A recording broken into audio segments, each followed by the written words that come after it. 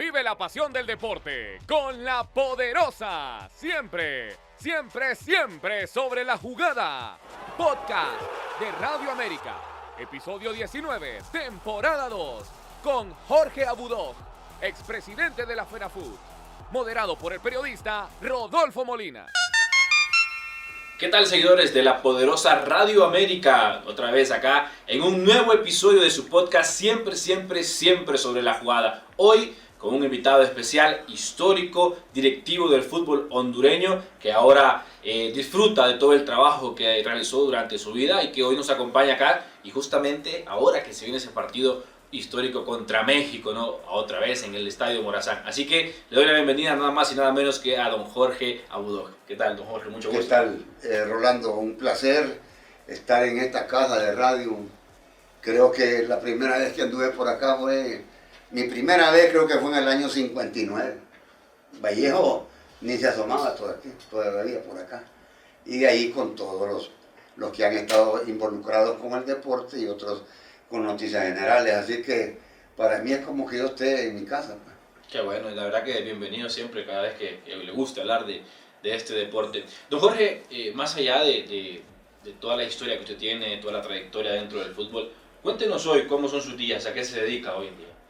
Bueno, siempre voy a la fábrica, ¿verdad? Porque ahí tenemos más de 600 empleados, se exporta a Estados Unidos, a México, Centroamérica y algunos países del Caribe. Tiene 81 años la empresa. Entonces voy nada más por las tardes, ya que en la mañana me dedico pues a mi desayuno, a hacer mis ejercicios. Después me baño tranquilo y ya a las 1:30, 2 de la tarde voy para allá y regreso a las 7 de la noche.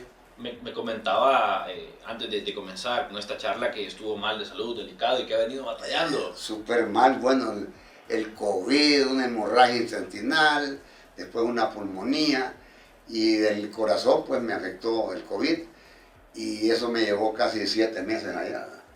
Y afortunadamente sí, estoy agradecido con Dios pues de que estoy vivo después de milagro. Ya ni los gringos se lo creen, pero aquí están. ¿Ya? De verdad, y que nos cuente un poco más sobre eso, porque me decía que no le daban esperanza. 20% de probabilidades. Y la operación dura 8 horas. Y no creían ellos que la iba a aguantar. Y ahí decidieron ellos operarme. Yo les dije, no hay problema, opérenme. Y tuve que aprender de nuevo a caminar, no comía, después alquilar un apartamento ahí, que estuviera cerca del hospital por cualquier emergencia, y a caminar en la mañana y en la tarde, y hacer ejercicio. Don Jorge, también recordando un poco, y la verdad nos alegramos que esté ya recuperado, siempre con esa alegría, ese ímpetu que lo ha caracterizado. Cuéntenos un poco también de sus inicios, de cómo fue que llegó al fútbol. Si me recuerda también esa anécdota de por qué el Cocoy. ¿Cómo? ¿Por qué Cocoy? Cocoy es un diminutivo de Jorge. Entonces a mi papá le decían Coco y a mí me pusieron Cocoy. Entonces también en álgebra se escribe C al cuadrado más Y. Ajá. Entonces es muy poca la gente que me dice Jorge. Pues. O sea que yo diciéndole a don Jorge se sentía extraño. No, pero más por Cocoy, ¿verdad? Sí, así fue como se fue dando a conocer. Correcto. Justamente en el mundo del deporte. ¿Cómo llega al fútbol usted, Jorge? Bueno, mire, yo primero mi deporte era el motociclismo. Ajá. De ahí el automovilismo. Después, unos años me dediqué al baloncesto y tenía el baloncesto en Motagua. Y era bonito porque tenía buena competencia con Chombo Sandoval, que en paz descanse, con el CAP. ¿De qué año estamos hablando? Los años 60 y pico, 70 y pico. Y estaba también el Olimpia de baloncesto, un equipo de la Fuerza Aérea muy completo. Y por 6, 7 años le ganaba fácilmente, con marcadores de 3 cifras para arriba. Pero ¿cuál era el problema? Pues después me enteré yo de que le estaba haciendo daño al baloncesto, porque ahí tenía prácticamente la selección. Y cuando íbamos a un torneo centroamericano o al centro básquet a México, me decían a mí los demás compañeros de la federación que no gastar en los hombres porque nunca habían ganado, que no sé qué, que aquí, que allá, y que las mujeres sí, porque hubieron grandes jugadoras, ¿verdad? Dalma Santos, Leticia Castro, bueno, un montón de ellas, ¿verdad? Y les puse un preparador físico, entrenaban en la mañana, en la tarde ya no aguantaban, y que se iban a ir mejor que no sé qué, y nada. Entonces quedamos por primera vez, nunca le habíamos ganado a Panamá. En un amistoso le ganamos acá, que por cierto se armó una tribulca ahí en el gimnasio a medianoche que ni quiera Dios, ¿verdad? Y de ahí le ganamos en El Salvador. Ganamos el centroamericano y clasificamos al centrobásquet. Entonces después dije yo no estoy haciendo, no dejo, por mí no va a avanzar el baloncesto, porque yo tengo los mejores jugadores, mejor que cada quien agarre a donde quiera. Yo me traje hasta un jugador de Estados Unidos, Eddie Kennedy, hasta con todo y moto lo mandé a traer. Aquí está en Honduras, ¿verdad? Ah, de verdad. Jugadorazo, jugadorazo. Mario Bustillo, otro jugador rapidísimo de marca y gallo para tirar de 3 puntos, ¿verdad? ¿Y por qué esos deportes no progresan en Honduras? Conmigo sí. Yo cuando estaba en la Unión Deportiva Preescolar teníamos los fines de semana boxeo, voleibol, lucha olímpica, levantamiento de pesas, fútbol, de todo. ¿Pero con quiénes? Invitábamos con Nicaragua, de ahí con El Salvador, con Guatemala, firmábamos convenios. Pero usted ahí está la Condepa, ¿va? Y eso fue una idea de Andrés Torres. Y nosotros nos opusimos porque le quitaba la autonomía y la forma de gobierno a la federación. Hablamos con el presidente Calleja, mi amigo que en paz descanse, y ya le digo, esto va a crear problemas, y se paró. Entonces Andrés me dice, mira, me amolaste, que no sé qué, porque él quería ser el presidente Condepa. Él era diputado en el Congreso. Entonces la dejaron de una forma que no le hiciera daño a ninguna. Pero la otra forma era de que, ¿cuál es la desgracia del deporte hondureño? Solo en el fútbol se invierte. Sí, totalmente. Entonces, en la Villa Olímpica, que dicen no se llama Villa Olímpica, se llama Complejo José Simón Ascona del Hoyo, ahí está mi nombre como vicepresidente. Ahí ese terreno era de la Federación Deportiva, que era todo el fútbol. Y se pagaba una letra anual de 200,000 lempiras. Entonces dije yo, vamos a hacer los Juegos Centroamericanos, los cuartos. Y van a venir más de 4,000 atletas, vamos a hacer las casas de la Vía Olímpica. Era algo grande, ¿verdad? Y imaginen que Celín Dico es el jefe de transporte ahí. Entonces fue un exitazo. Condecoraron al expresidente Ascona, el Comité Olímpico lo condecoró. Y muchos le decían, no hombre, mire, muy lejos, este cocoy lo está metiendo a un berenjenal, que no se queda. Y ahí se tuvieron que salir Rosenthal y Ferrari y otros más porque formaban parte de la directiva. Pero iban a licitar, que por eso no podían participar, ¿verdad? Claro. Entonces, Ascona iba conmigo y aunque estuviera lloviendo de lodo, ahí pasábamos. Entonces lo querían engañar, que ya está el agua del Sana, que ya están los teléfonos. Yo les decía ahí enfrente, todos estos están mintiendo. Y de ahí venía la parte política, ¿verdad? Que el presidente del Congreso, que le metieran a un tipo de diputado de secretario, al otro no sé cuánto, con carros y todo eso. Y yo a todos los mandé a volar, a ninguno. Y ahí me decían que si yo no tenía miedo, no tengo miedo. ¿Por qué? Hay uno que tenía 3 carros asignados, imagínense. Y todos los fines de semana se iba para San Pedro. Entonces, no, eso lo hicimos con poco dinero. Estábamos al 4x1. Y de ahí vino los sextos juegos en San Pedro por el doctor Reina. Y yo no le acepté el cargo de vicepresidente. Walter sí le aceptó. Y yo presté 2 de los amigos míos, directivos, pues que han recibido cursos de administración deportiva en Cuba, en Alemania. Guillermo Sandoval, que murió, que estaba ahí en la Condepa, que fue secretario mío. Y había el otro, Rolando. A los 2 meses que vinieron a verme, me dijeron que no regresaban porque ahí era una de movidas por todos lados. Y ese es un problema que ha tenido totalmente las federaciones, y todos El los país, organismos. el país. Sí, Entonces, en este caso, en el deporte, Siempre ha prevalecido eso. Ni quiera Dios. Entonces me llevan en el legajo a mí y me voy yo a la presidencial y le digo a Walter, mira, habla con el viejito, le digo, ¿por qué? Y después de todo eso, don Jorge, ¿cómo llega usted entonces a la parte del fútbol? Bueno, entonces, como yo era exitoso, campeón centroamericano, latinoamericano, llegué a ser el 9º en el mundo y toda cuestionada, y yo jugaba tenis de campo, en el country, natación, me metía a todo, porque vivía a media cuadra, entonces ahí todo lo tenía. Entonces vino Marco Tulio con otros, con Piotr, entonces me ponen de presidente de Motagua. Y yo ni siquiera iba al estadio. Más bien yo vivía resentido porque todo aquí era por el fútbol. Pero bueno, entonces le entré, pero antes de llegar a la federación, agarré el Motagua, que cuando era pentagonal ni entraba.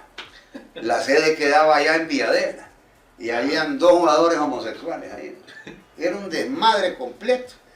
Y me tocó. Bueno, entonces me ayudó Mon Rodríguez y otros entrenadores. Entonces traje a Gilberto Hierro de España. Ajá. Traje para Motagua. Para Motagua, y traje al Macho Figueroa. Traje 2 uruguayos. Y que el Super Motagua, que no sé qué. Perdimos la final con el España 2-1 allá en San Pedro. Quedamos subcampeones. De ahí vinieron los otros campeonatos, 3. Pero ya participaba más de Atala en esto. Pedrito era un guirrito ahí que le dábamos una paleta y estaba tranquilo. Pues, ¿ya? Y así se ha venido, así se venía trabajando. Y se invertía en las ligas menores. ¿Verdad? Ahora dicen que hay un campeonato de reservas, pero ahí no hay. Antes, entonces trabajaba más antes en las ligas menores que ahora. Sí, ahora es un desastre. Nosotros teníamos centros pilotos en San Pedro, teníamos en Occidente, en el sur, en los 4 puntos cardinales. Entonces ahí pegado al estadio Jaime Villegas, ahí compramos y hicimos un estadio, y uno de los buses de la federación recogía a los niños en la puerta de su casa, se les daba su merienda y entrenaban con Matamala y otros entrenadores, y en la tarde otro grupo. Pero eso era con la federación. Con la federación. Entonces ahí vino en España, unos directivos me dicen, mira, nosotros nos vamos a hacer cargo de todo. Sí, porque ustedes después se van a querer llevar los buenos jugadores. No les digo. Ellos que decidan con quién quieren jugar. Entonces todo eso lo hicimos a nivel nacional. Por ejemplo, muy poca gente sabe, Pavón estaba afiliado al Olimpia aquí en Tegucigalpa, antes de participar en el España. Y ahí hubo una truncia de un secretario famoso que desapareció los papeles, la ficha y todo, y se fue para la España.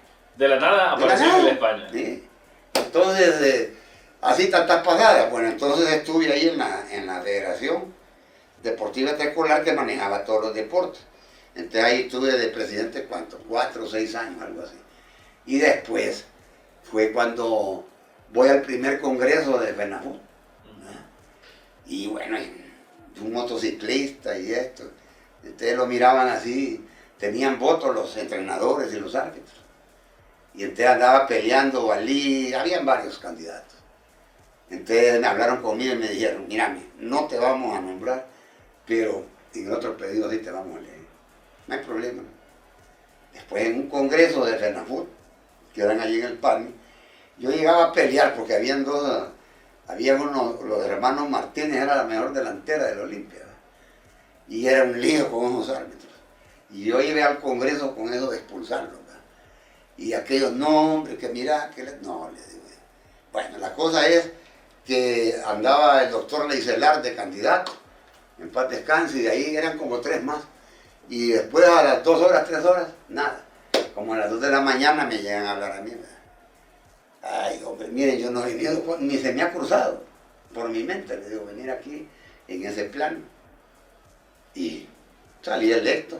También fui diputado de la Segunda División, diputado de la Liga Nacional, jefe de bancada de la Liga, bueno, y de un montón de cosas.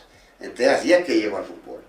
Yo cuando llegué ahí, el presupuesto era 1.400.000 pesos, 4 regionales.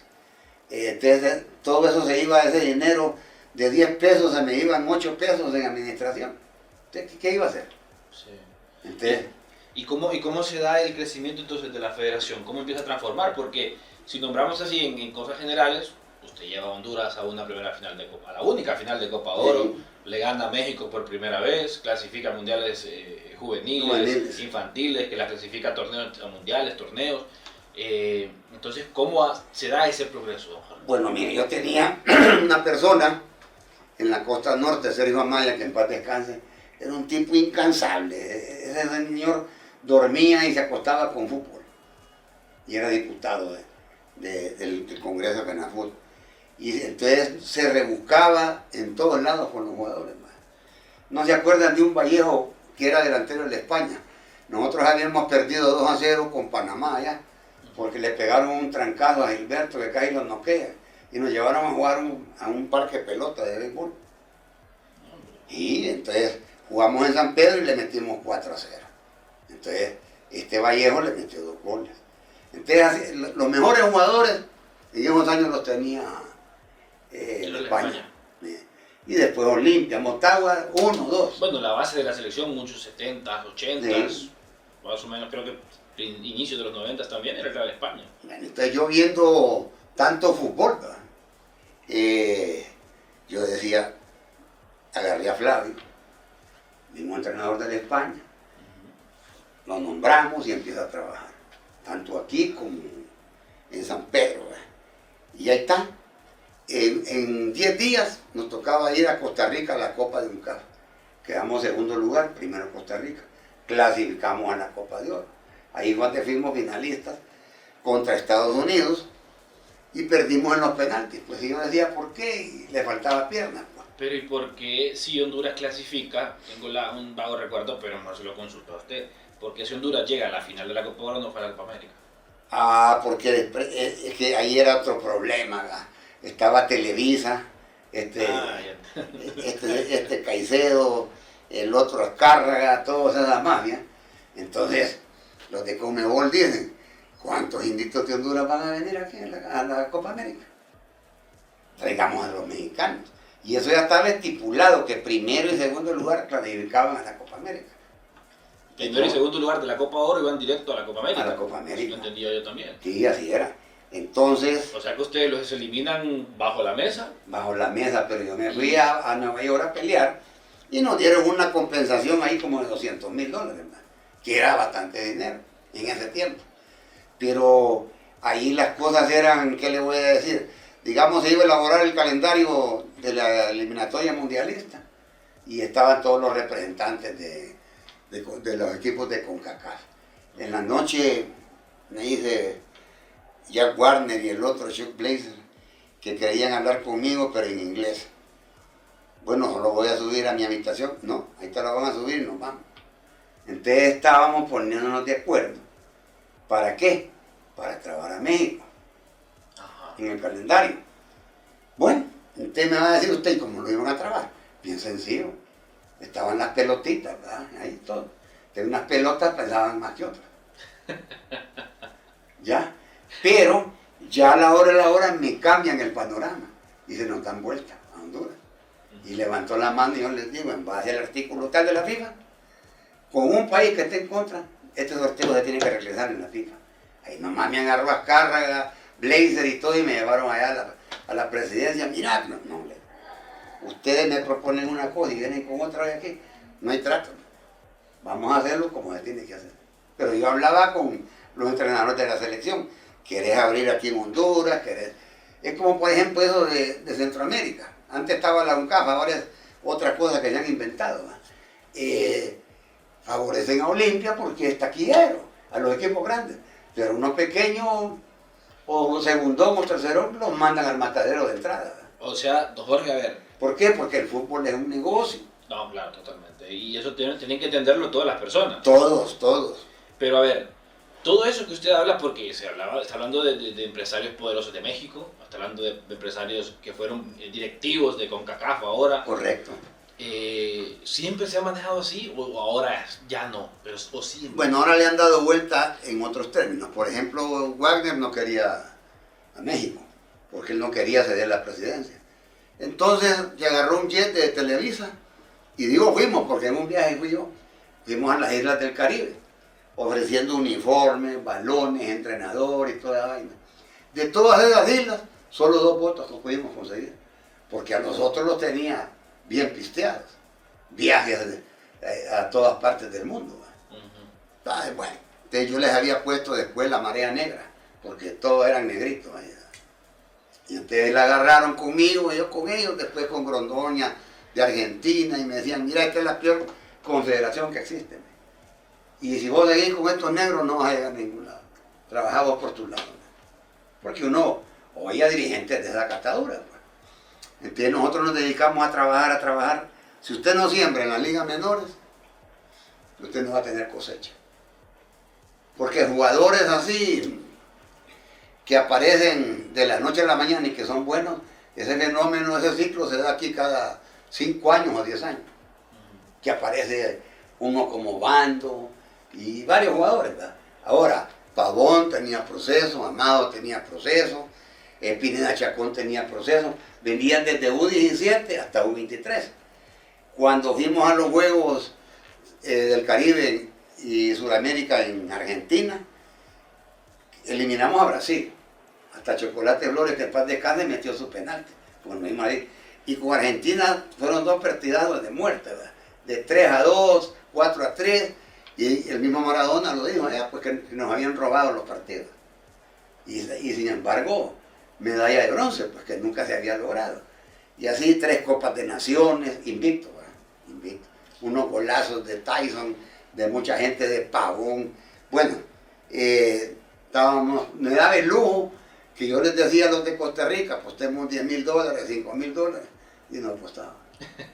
Ahora, don Jorge, se viene un partido trascendental, doble partido contra México. Este no es por eliminatoria, sino más bien por la Liga de Naciones.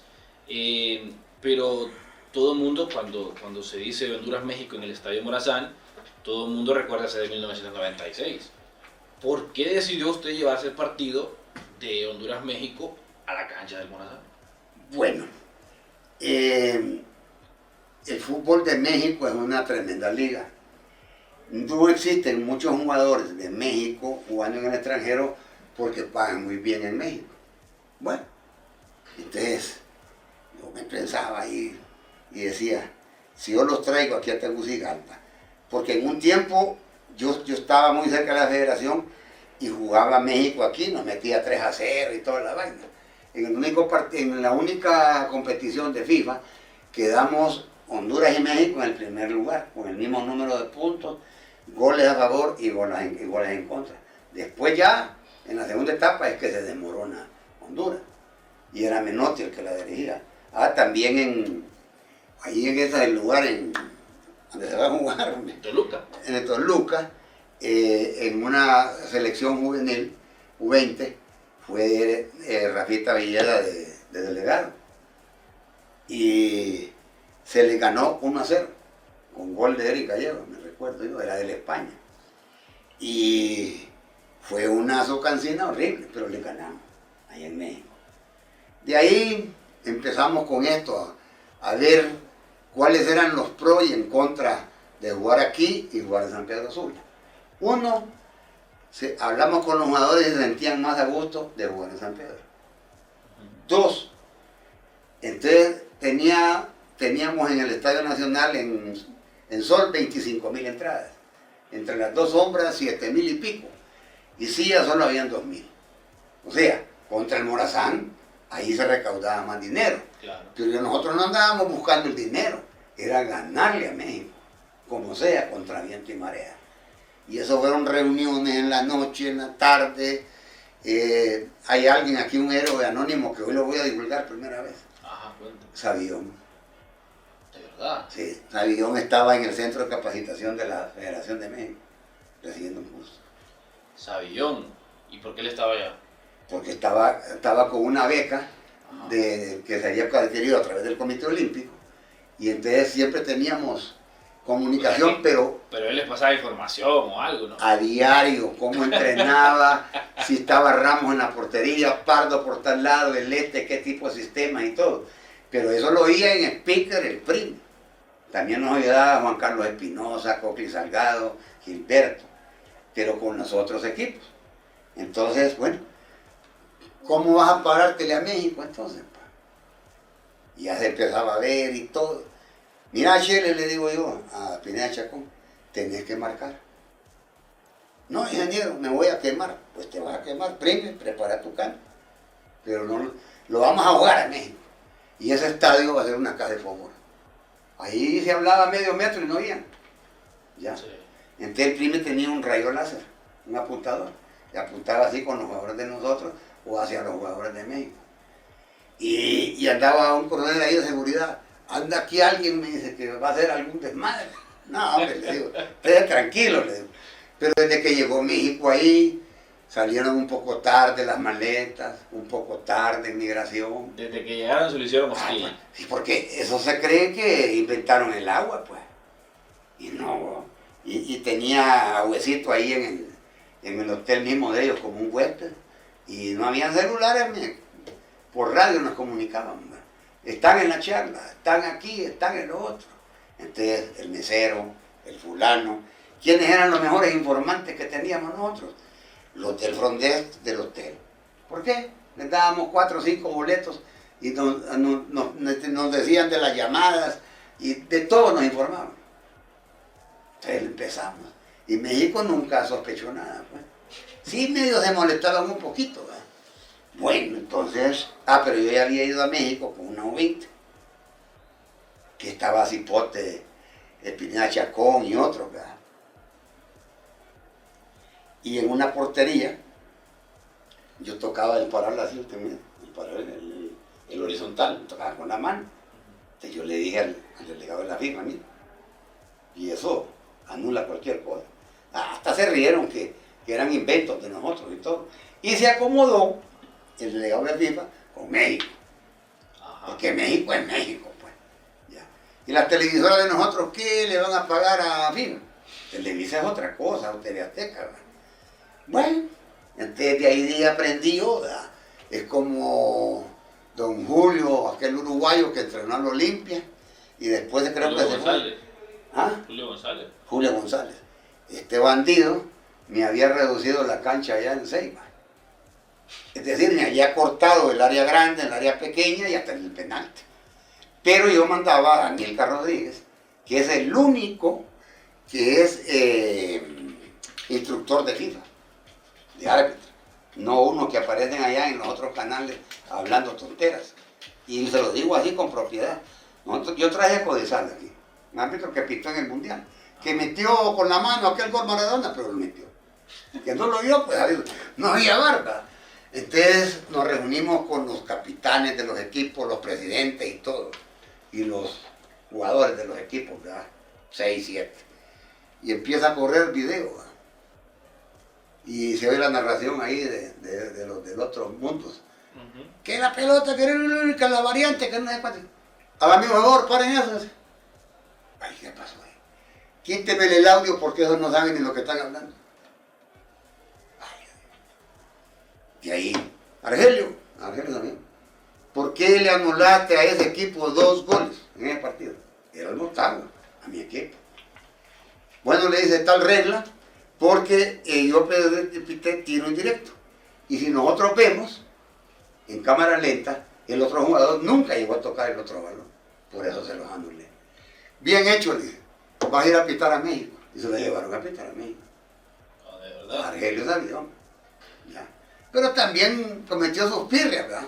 Viene allá en Choluteca y expulsa a Pepe Traviño y el otro que ya murió, hombre, entrenador de ese equipo, hombre, que fue diputado y era Edwin Pavón.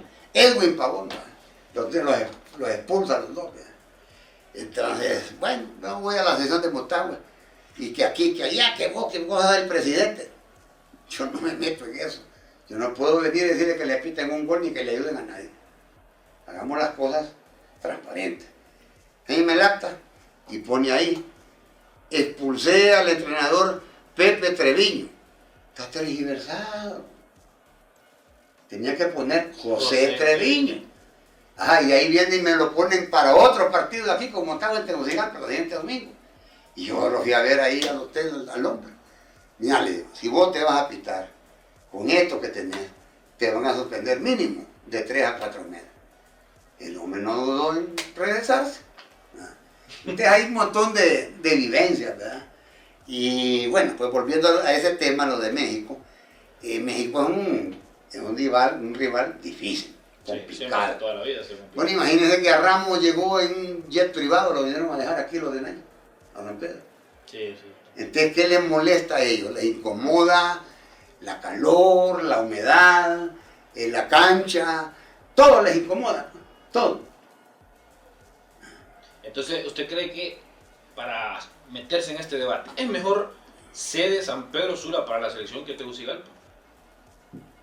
Definitivamente que sí. La cancha que está ahora aquí en el Nacional es muy buena cancha, pero la afición de San Pedro es más caliente, vive el fútbol apasionadamente, ¿verdad? Es una cosa que inimaginable, pues. Esa gente no se cansa los 90 minutos o más. Entonces yo ya había hablado con el presidente de la barra de la España y del maratón, y teníamos unos en una portería y otros en otra portería. Y es que todo fue planeado de mil formas. Antes de que el partido se iniciara, yo fui a saludar a Bora ahí al camerino, venite, le digo, para que mire cómo tenemos el estadio. Y lo fui a poner enfrente de la gradería de Sol, y se asustó, estaba asustado. Y los mexicanos estaban surreados. Y ese partido hubiera sido de más goles. Por ejemplo, ese gol de este muchacho de Arnold, ¿verdad? Un jugadorazo serio y todo. Pero, ¿por qué entró ese gol? Le picó mal la pelota. Si usted ve el video, la cancha no era de primera clase. Le pica mal en un bordillo ahí y ¡pum! Gol de México. Sí, es cierto. Entonces, no fue culpa de él. En Jamaica sí. Cuando a Jamaica los agarrábamos, le metíamos solo de 6 para arriba.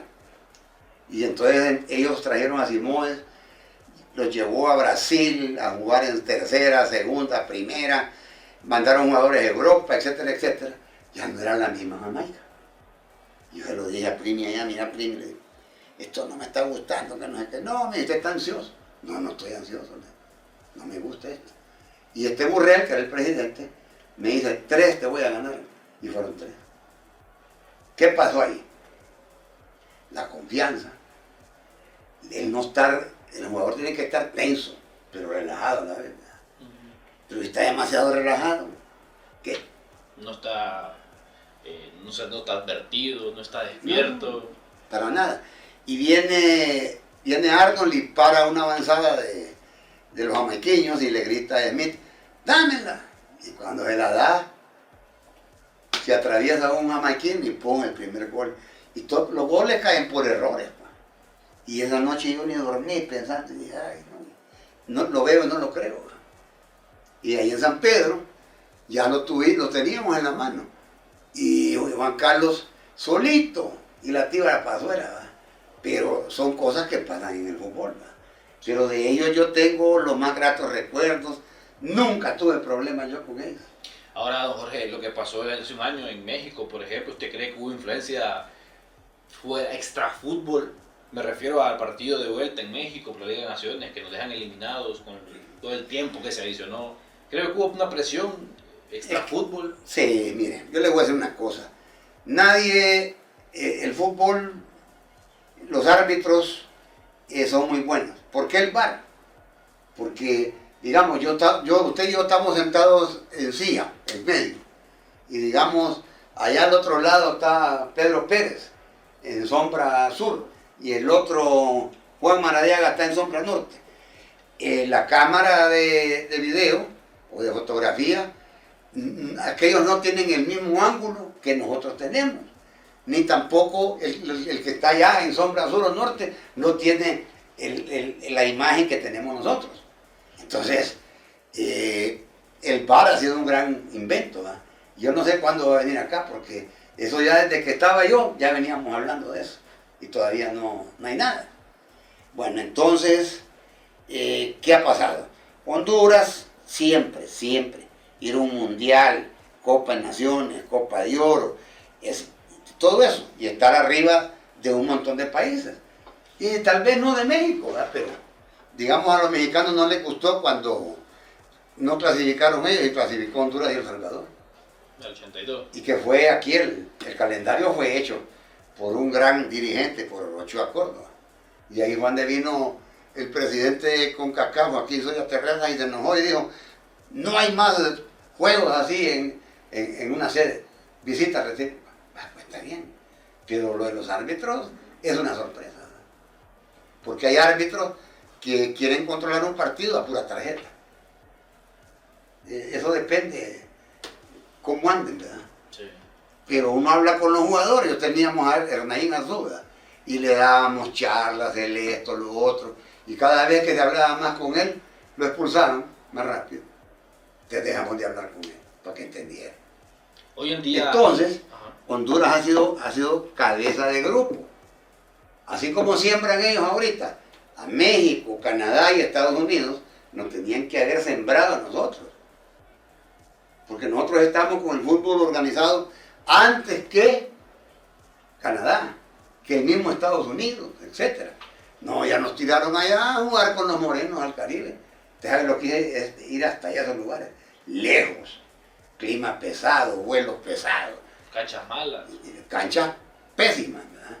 Y bueno, en una ocasión ahí hasta ni querían darnos la señal de transmisión ni de radio ni de televisión, sino que querían que les pagáramos $50,000. Y les dije, bueno, no hay problema, cuando ustedes lleguen allá yo no te voy a cobrar 50, te voy a cobrar 100. Al día siguiente llegó el tipo y dice, no, pueden transmitir. Entonces, ahí uno tiene que pelear afuera de la cancha, por ejemplo, en la reunión técnica con el árbitro. Cuando uno llega a un país, le tienen que dar 10 balones mínimo, porque se va a jugar el partido. No me he traído los balones. Ay, ¿por qué? El delegado. Por ejemplo, en Costa Rica, ahí en la cancha, la línea del medio, que divide el campo, estaba con surco. Eso es prohibido. ¿Por qué? Porque viene un jugador y se traba con los tacos ahí, adiós ligamentos y todo. Entonces, yo protesté por eso. Y los ticos, que estos hondureños que creen que van a saber mejor, más de nosotros que cancha, 3-2. Después los dejamos, les metimos otros 5. Y así. Pero uno va aprendiendo con el tiempo. Porque yo fui comisario de juego en un montón de lados. Entonces uno va aprendiendo. Yo llegué a tener, que me nombró CONCACAF como el comisionado de América, Centroamérica y América del Sur, del fútbol. Hoy, don Jorge, ¿por qué el fútbol hondureño muchos lo han catalogado de que se ha estancado? Bueno, hoy en día, ¿qué pasa desde hace años, verdad? Tenemos nosotros, cualquier persona que da 20,000, 30, 10,000, lo que sea, es dirigente del fútbol. Y no sabe nada. Usted sabe lo que me tocó a mí, echarme en el hombro a Motagua. Eso no era fácil. No fue fácil. También estuve en la regional del centro.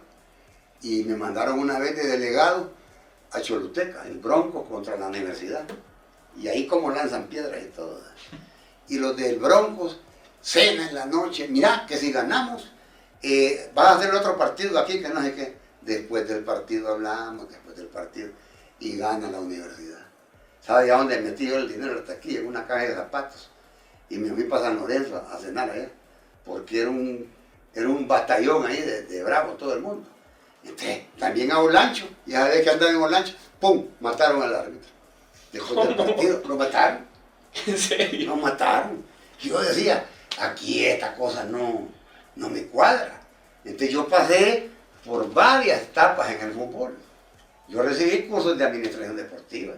Administración deportiva está Fito Steinman, que no sé dónde está, si está vivo, lo sacó en Alemania. El otro fue Guillermo Sandoval, y el otro fue Bon Rodríguez, que inclusive se quedó en Alemania, ¿ah? Y ahí paremos de contar.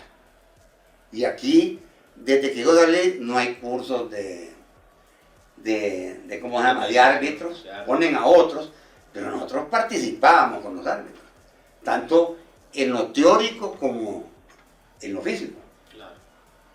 Y había un comité, no de uno, eran 5, y esos 5 se convertían en veedores en los partidos. Uno iba al Estadio Nacional, el otro iba al Excelsior allá a Cortés y así, ¿verdad? Y esos rendían su informe y calificaban al árbitro de 1 a 10. Si le ponía 5 estaba aplazado. Entonces, ¿qué se hacía?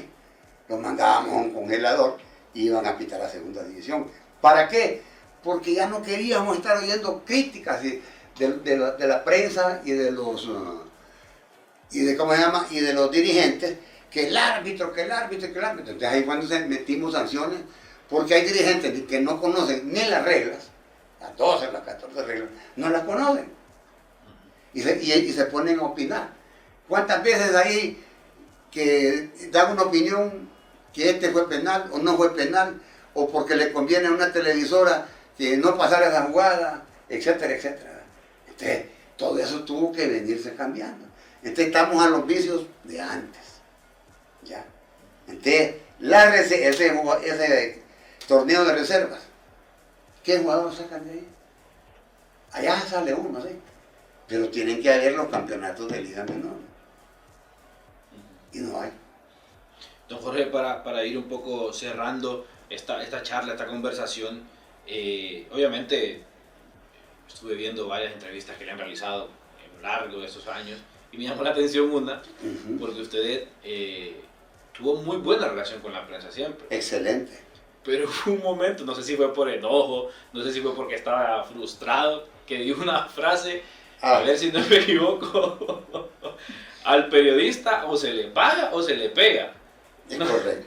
Bueno, ¿por qué fue que en esa época habíamos entrado, yo personalmente, había entrado en una disputa muy seria con Diógenes Cruz, que era mi amigo íntimo, le prestaba así, toda la vaina. Y era Motagua, y aún así le cobraba Motagua, ¿verdad? Por ejemplo, Vallejo toda la vida fue un tipo noble. Y Nacoco me dice, no hay dinero para que nos paguen, pues no hay problema.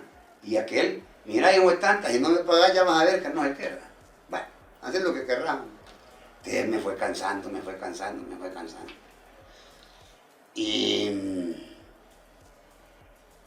¿Y para qué pasó? Le pagué y le pegué, las dos cosas. Pero antes de eso, estoy yo con José Ramón Fernández ahí en la televisión, como 2 horas, ¿va? Entonces estaba aquel pleito entre TV Azteca y Televisa por los derechos de televisión. Una cosa pero descomunal, ¿va? Más grave que acá, que ese problema que tenía que poner. Y Vallejo a veces servía de caja de resonancia, pero no ponía la cara, ¿va? Porque eran grandes aleros, que hasta dormían juntos en el mismo hotel. Bueno, entonces al final me dice José Ramón, bueno, ingeniero, ¿qué vamos a hacer? Pero yo no sé de a dónde se me viene eso. Mire, le digo, aquí solo hay una cosa que podemos hacer. Con el periodista, o le pagamos o le pegamos. Y esa cosa surgió desde ahí hasta Cabo de Hornos, adelante Chile, en todo el mundo. Y que no me iban a entrevistar, y que no sé qué, y que aquí, que allá. O sea, que eso le generó muchos enemigos, muchos anticuerpos. Pero me condecoraron los mexicanos, allá. ¿Cómo? Me condecoraron y me dieron una gran cena. Pero por otra cosa, no por la frase. Por la frase precisamente. Bueno, entonces, cuando vengo acá, me llevan al colegio de periodistas. Y ahí habían periodistas de Danlí, de San Pedro, de La Ceiba, de todos lados. Habían como más de 90 ahí, creo yo. Y me dice el del presidente del colegio de periodistas, míreme, diga que usted se excusa, que tenía sus tragos y que no sé qué, y que aquí, que allá. Y yo no la escuché.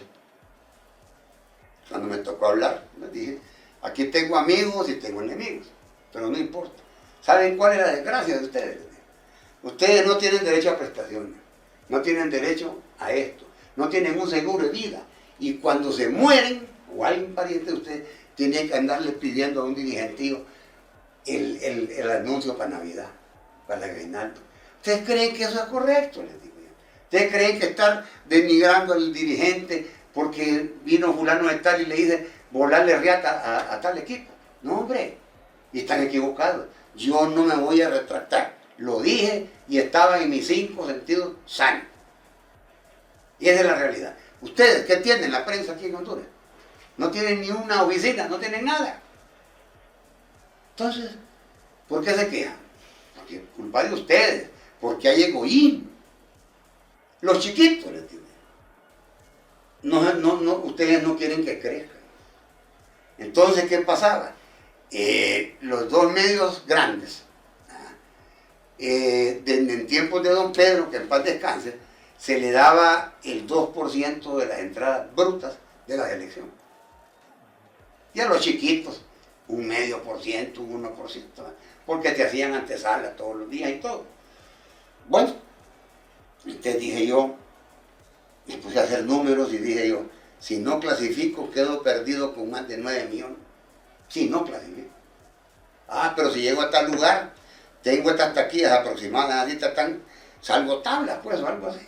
Nosotros jugamos contra Brasil antes del Mundial de Estados Unidos, nos pagaron $200,000. Nos metieron 8-2 quedamos. ¿Pero quién le metió 2 goles a Brasil en el Mundial? Nadie. Jugamos con ellos en Brasil y le ganamos 1-0 y en el último minuto quedamos 1-1. De ahí jugamos con otras selecciones. Venezuela nos pagaba $40,000, $50,000 más los boletos. Y le ganábamos muertos de la risa. Vaya, mira a ver si le podemos ganar a Venezuela. No le ganamos. Y así otros. Es decir, Honduras era solicitada. Por ejemplo, era un miedo jugar con El Salvador, ¿no? Después de la guerra. Sí, sí, sí. Entonces me contrata un argentino para llevar la selección a Los Ángeles. ¿Y contra quién es el rival? El Salvador.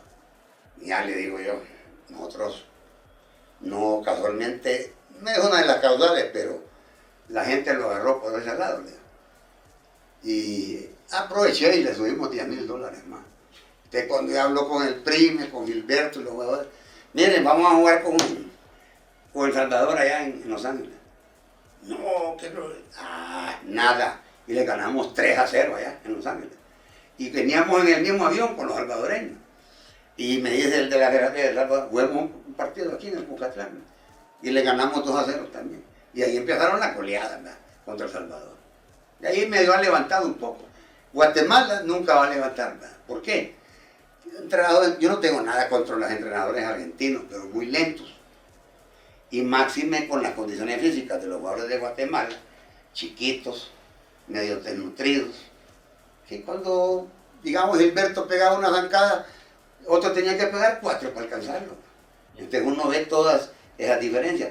¿Por qué Jamaica es tan rápido? Jamaica tiene medallistas de las Olimpiadas. ¿Cuánto cuesta una medalla de esa? Sí. Una millonada. Y así cada país tiene sus cualidades. Y Estados Unidos aprendió a trabajar muy bien, ¿no? Correcto. Bueno, don Jorge, la verdad que ha sido un placer platicar con usted. Cuántos temas que definitivamente podríamos ir abordando. Pero también quiero hacerle un par de preguntas cortas. Sí. Son preguntas así de respuesta rápida, como dicen. Correcto. En un segmento que hemos llamado Mano a Mano dentro del podcast. Entonces, Mano a Mano con Cocoya Budó. ¿Cuál es su música favorita? La romántica. ¿Bailaba o baila? No, pegado bailaba. Pegado no. ¿Cuál es su deporte favorito? Últimamente eran los caballos. Estuve 14 años con ellos. La mejor selección de Honduras en la historia. La que yo tuve. El mejor dirigente que ha tenido el país. Bueno, está don Pedro Atala, está Roberto Chiva Córdoba, Sergio Amaya. Los 3 son de los máximos. ¿Cómo queda Honduras versus México el próximo 15 de noviembre en el Morazán? Obviamente con hondureños y el presidente de la federación tenemos que ganar. Tenemos que ganar. Ahora, ¿con qué? No sé. ¿Cómo nos vamos a plantear? Tampoco lo sé, ¿verdad? Pero aquí dimos algunos tipos que algunos lo saben ahí de la federación. Tu besito sabe muchas cosas, aunque no es miembro de la federación. Pero los que están ahí, ni idea, ¿verdad? ¿Fue hombre de muchas novias? ¿Yo? Sí. No, nunca tuve novias, tenía un montón. Nunca tuve novias hasta que me casé. El mejor jugador que tuvo Honduras en la historia. ¿Pero de qué año me está hablando? Porque estaba Jorge Urquía, Dolmo Flores, Jorge Brand, es decir, el mismo Primitivo, etcétera, etcétera. Que aunque yo no era aficionado del estadio, pero lo miraba, pues. ¿Ya?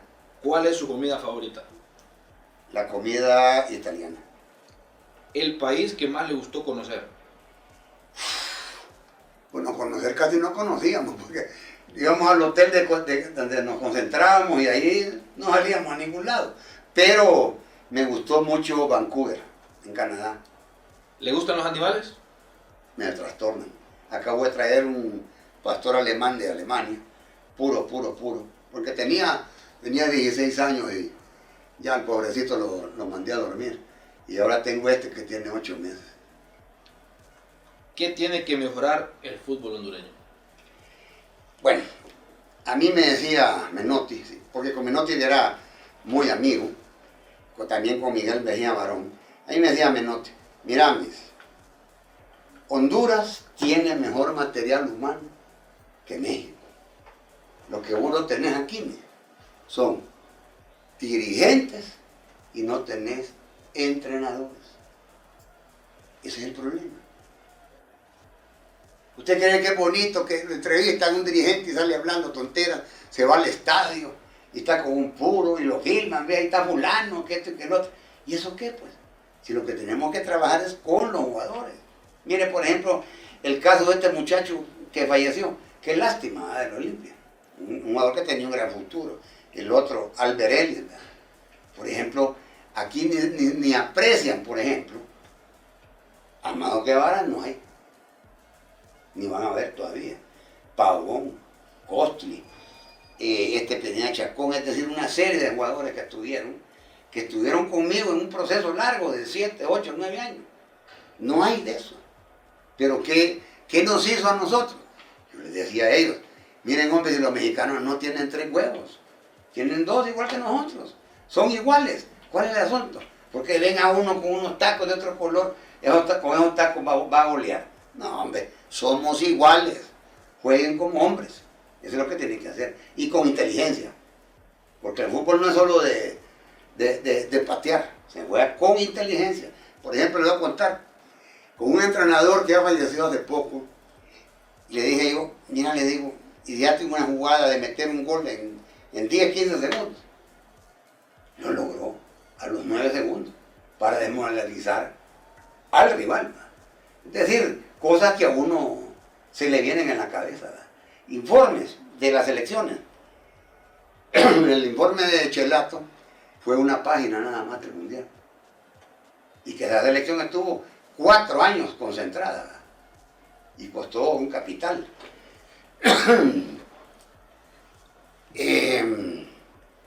Vengo yo y digo yo, el único que hay informes completos es del profesor Carranza, que dirigió la selección en Argentina. Y ahí le sale cómo se planteó juego por juego, y no solo las alineaciones, todos los cambios, y de ahí recomienda que a tal jugador no se le convoque más. Y ese señor sí nos da informes fidedignos. De ahí Malinowski, Luzardo y todos los que han pasado por ahí, no dan informes. Entonces esas cosas, estos que están, no lo aprovechan ni las conocen. Porque ahí uno aprende leyendo. El fútbol, digamos, Chelato era un estudioso del fútbol. Pavón era otro estudioso del fútbol. Y así varios. Pero el fútbol no es improvisación, es 24/7. El dirigente y el entrenador. Y tiene que trabajar como una familia. Y lo que esté podrido, sacarlo. Bueno, mejor esperemos que el fútbol pueda seguir creciendo. Le repito, ha sido un placer poder tenerlo aquí en el espacio, en la Radio América, volver a tenerlo, así que esperemos también que la gente haya podido disfrutar y también invitarles a todos, ¿no?, que nos puedan seguir viendo en nuestras plataformas digitales de Radio América. Un verdadero placer, don Jorge. No, hombre, Rolando, yo lo felicito a usted porque es de la nueva generación, ¿verdad? Porque antes los periodistas, ¿cómo eran? Pues mi pues conocí a Morazán cuando vino de Danlí, andaba con una grabadora, aquella grabadora grande. Arra Rodríguez no lo conoció usted, así un montón, eran de grabadora. Pero ahora hay otra generación de gente que ha estudiado y ahora hay mujeres. En aquellos años la única mujer que había se llamaba Alicia Carmen y escribía en el diario La Prensa. Bueno. Pero así va evolucionando esto. Lo que tienen que hacer esta gente es trabajar más. El fútbol es trabajo y trabajo y trabajo. Si no hay trabajo, no hay nada. Aquí yo le voy a plantear lo último aquí. La Liga Nacional es como una vaca que tiene 10 tetas. Solo 4 dan leche. Las otras 2 nada, no, las otras 6 no dan nada. ¿Quiénes son esas? Motagua, Olimpia, España y Maratón. Los otros no dan nada. Entonces, ¿qué espera? No tenemos una liga competitiva. El otro gran pecado es que en la segunda división juegan hasta personas de 30, 35 años, por Dios santo. Si ya de 25 años, si no van a dar bola, mándenlos a jugar ahí, hombre, a la reserva. Juan de los veteranos. Pero no quieren reducir y prefieren tener 22 equipos que no sacan ni uno bueno para participar en el campeonato de la Liga Nacional. Ese es de los grandes errores que tienen aquí y que no lo quieren cambiar. Muchas gracias, don Jorge. De verdad, un verdadero placer. Y espero que todos ustedes también puedan disfrutar de esta charla con el gran Jorge Abudoj, expresidente de la Federación de Fútbol, antes conocida como FENAFUT. Yo soy Rodolfo Molina y nos vemos a la próxima. Encuéntranos en todas nuestras plataformas digitales como Podcast Radio América HN, Deezer, Spotify, Apple Podcast, YouTube Podcast y nuestra página web www.radioamerica.hn.